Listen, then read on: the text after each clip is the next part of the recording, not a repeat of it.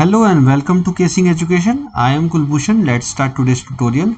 तो देखिए, आज जो हम न्यूज़ डिस्कस करने वाले हैं बड़ी ही इंपॉर्टेंट न्यूज़ होने वाली है आपके लिए। अगर आपको भी थोड़ी बोन्स की दिक्कत रहती है, हड्डियों की प्रॉब्लम रहती है, या आपको लगता है कि आपकी हड्डियाँ कमज़ोर हो रही हैं, तो ये आर्टिकल आपके लिए। इस चैनल को फटाफट से सब्सक्राइब कर लीजिए और इस वीडियो को पूरा देखिएगा। आप समझ पाएंगे कि किस तरह की प्रॉब्लम है ये और इससे निजात कैसे पाया जा सकता है। ठीक है, तो आज क्या डे है? आज है बोन एंड जॉइंट डे। ऐसा भी कोई डे होता है, ये मुझे भी आज ही पता चला है, लेकिन है। बोन एंड जॉइंट डे है आज। तो इसी के लिए हम ये आर्टिकल डिस्कस करने वाले हैं। तो देखिए, इसमें क्या कहा गया है। अगले दशक में, यानी कि जो अगला दशक आने वाला है, उसमें चौथी बड़ी, जो सबसे बड़ी स्वास्थ्य समस्या यानी हेल्थ प्रॉब्लम आने वाली है, वो होगी अर्थराइटिस। अर्थराइटिस यानी कि हड्डियों की बीमारी। क्या है वो, डिस्कस कर लेते हैं। देखिए, इसको हम डिस्कस कर लेते हैं। अगले दशक में अर्थराइटिस भारत में चौथी बड़ी समस्या होगी। भारत में चौथी बड़ी समस्या होने वाली है। इसका एक बड़ा कारण यह है कि 90% यानी कि 90% भारतीय महिलाओं में विटामिन डी की कमी पाई जाती है। अब समझ रहे हैं कि भारत में जितनी भी महिलाएं हैं, उसमें से 90% महिलाओं में विटामिन डी की कमी है। यानी कि हम मेल्स तो अपनी सेहत पे ध्यान दे रहे हैं, हम चीज़ें इस हिसाब से खा रहे हैं, पी रहे हैं कि हमें विटामिन डी मिल रहा है, लेकिन जो हमारी फीमेल्स हैं, जो हमारी लाइफ को इतना सुंदर बनाती हैं, जो हमारे लिए मतलब आप समझ सकते हैं कि जिनके बिना हमारी ज़िंदगी अधूरी होती है, उसमें से 90% महिलाओं की जो विटामिन डी की कमी ये बताती है कि या तो वो अपनी सेहत पर ध्यान नहीं दे पाती हैं, या हम उन्हें इस चीज़ का ध्यान रखने के लिए कह नहीं रहे हैं।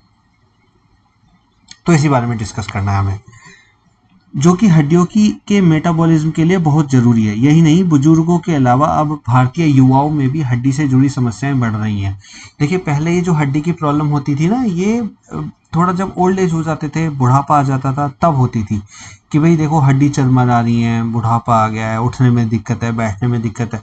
लेकिन अब तो ये युवाओं में हो रही है। अब क्या कहेंगे, अर्थराइटिस से जुड़े मामले 55 से 60 वर्ष की उम्र में जो पाए जाते थे, अब 35 से 40 वर्ष में ही मिलने लगे हैं। इसका सबसे बड़ा कारण क्या है? जो हमारी जो लाइफस्टाइल है ना, वो चेंज हो गई है। हमारा जो खाना पीना है वो चेंज हो गया है। भोजन में फल और सब्जियों की जगह फास्ट फूड और डिब्बाबंद भोजन ने ले लिया। देखिए, अभी हम लोग क्या करते हैं, हम लोग फल कम खाते हैं, हम लोग सब्जियां कम खाते हैं। हमें क्या अच्छा लगता है? पिज्ज़ा। हमें अच्छा लगता है बर्गर, है ना। यही वो कारण है। हमें क्या अच्छा लगता है? Cold drink. ये सारी चीज़ें हैं जो हमारी लाइफस्टाइल को बिगाड़ रही हैं, हमारी सेहत को बिगाड़ रही हैं, बीमारियों को बढ़ा रही हैं, और कहीं ना कहीं हमें हड्डियों की समस्या से भी जूझना पड़ रहा है। भोजन में फल अच्छा ठीक है।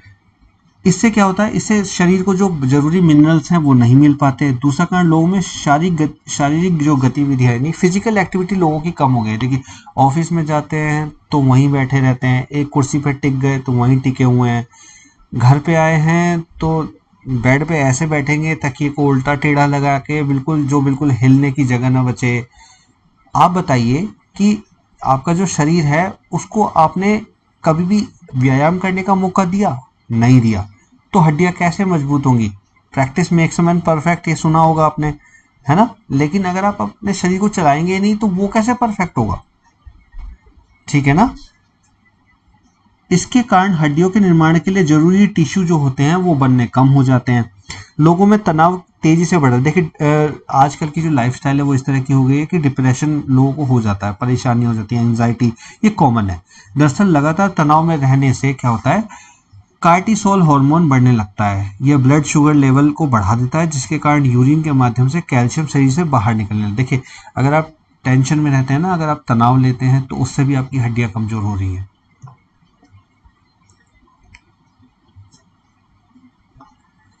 ओके, तो कौन कौन सी आदतें हैं जो हड्डियों को नुकसान पहुंचा रही हैं? सबसे पहले है स्मोकिंग।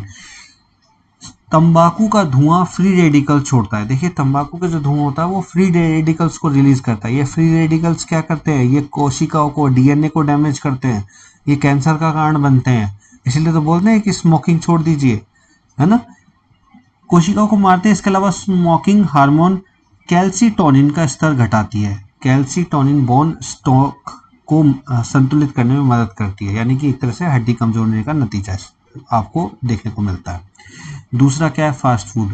देखिए फास्ट फूड हम सब समझते हैं, अमेरिका के CDC के अनुसार मैदा, रिफाइंड चीनी और रिफाइंड तेल से बने खाद्य पदार्थ पचने के लिए शरीर से पोषक तत्व खींचते हैं। इससे विटामिन और मिनरल्स की कमी होने लगती है, जिससे हड्डियां कमजोर हो जाती हैं। आप समझ रहे हैं कि फास्ट फूड क्यों नहीं खाना चाहिए। लंबी सिटिंग।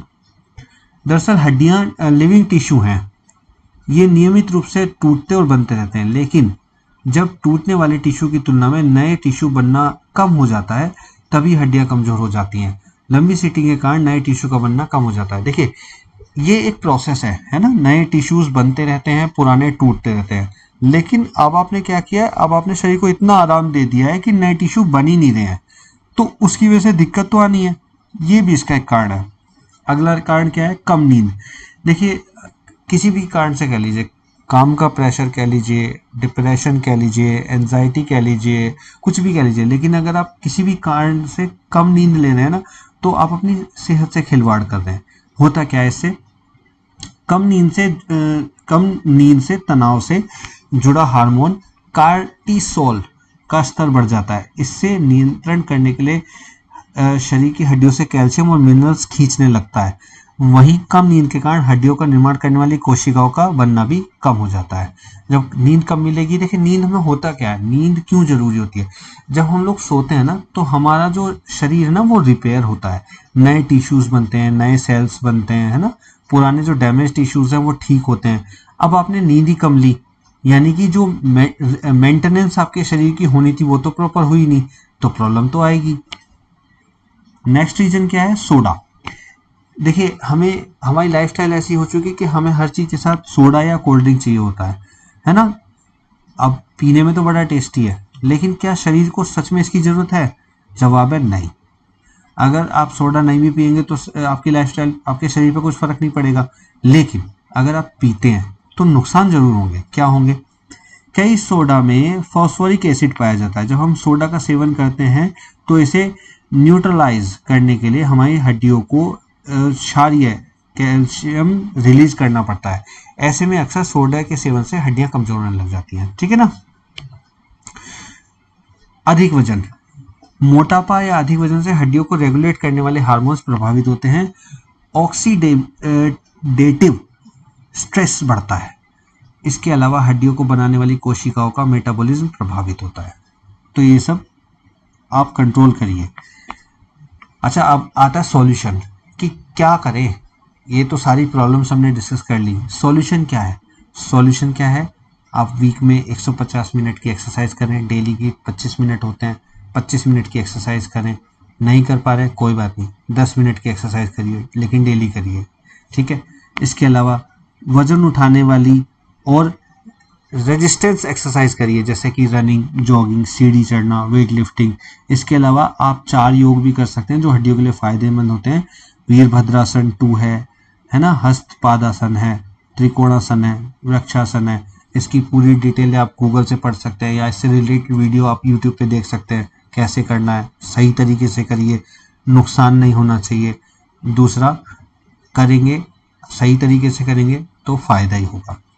तो ये था एक इम्पोर्टेंट टॉपिक जो मुझे लगा कि आपके साथ डिस्कस करना चाहिए। हमारी डे टू डे की लाइफस्टाइल से जुड़ा हुआ है और हमारी बहुत ही इम्पोर्टेंट, हमारे शरीर का जो पार्ट है यानी कि हमारी बोन्स, उससे जुड़ा हुआ है। वीडियो अच्छी लगी तो चैनल को सब्सक्राइब कर लीजिए, क्योंकि इस तरह की वीडियो आपको मिलती रहे। वीडियो को लाइक और शेयर कर दीजिए। इस वीडियो में इतना ही। Thank you so much. जय हिंद।